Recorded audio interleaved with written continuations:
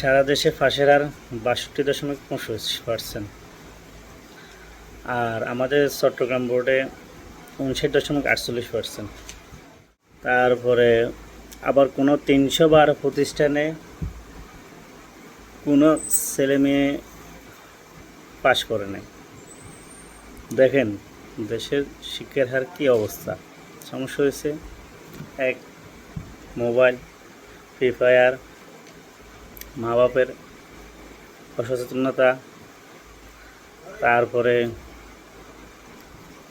মা বাবা তাদের প্রতি খেয়াল রাখে না, তারা কি করে, কি করছে, কই আড্ডা দিতেছে, চায়ের দোকানে আড্ডা দেয় রাত 10টা পর্যন্ত, 11টা পর্যন্ত।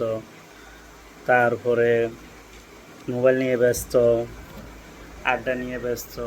তো পরীক্ষার রেজাল্টের সময় এবার তারা পরীক্ষার রেজাল্টের সময় তারা চাইতেছে ছেলে জিপিএ 5 পাওয়ার, কিন্তু তার আগে তাদের কোনো যে তার ছেলে কি করতেছে, কি পড়ালেখা কোন দিন, তার রুটিন কি অবস্থা, তার কোনো দেখার নেই।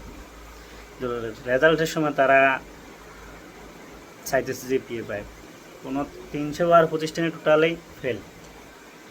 হ্যাঁ, অনেকে বলবে, স্টুডেন্টরা বলবে এবার পরীক্ষা করা হয়েছে, আরে তোমরা লাস্টে তোমরা যেন পরীক্ষা 1-2 দিন আগে পড়ো, এরপরে যেন তোমাদের কমন পড়ে না। তোমরা শিক্ষামন্ত্রী পদত্যাগ, অমুকের পদত্যাগ, স্কুলে হল গার্ড ভালো না, তারপরে টিউনও ভালো না, মানে সব সমস্যা। তোমরা এর আগে তোমরা পড়ো না, এটা কারোর কইতানো, এটা তো তোমরা নিরূপিত। তো এই অবস্থা, দেশে যে অবস্থা, তো এটা সামনে কীভাবে চলবে। তারপরে শিক্ষক, তোমরা শিক্ষকের অবহেলা আছে অল্প, তার চেয়ে অবহেলা তোমরা শিক্ষকরে মানোয় না।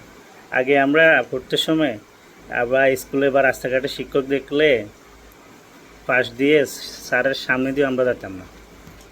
এখনকার পোলাপাইন রে শিক্ষককে ধমক দেয়, আর আমরা শিক্ষক দেখলে মানে হার্টবিট বাড়ে যেত। না জানি স্যারে খারাপ মনে করে, না জানি স্যারে ক্লাসে বকা দেয়।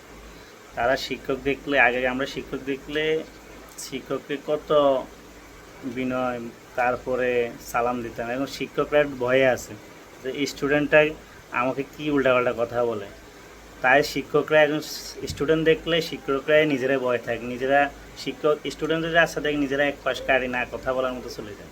এখন যে অবস্থা শিক্ষা, তো আপনারা শিক্ষা বাচ্চাকে না শিক্ষা দিয়ে আপনারা লাস্টে পরীক্ষার সময় আমার বাচ্চা ফেল করছে, আয় হায় কান্নাকাটি সবাই।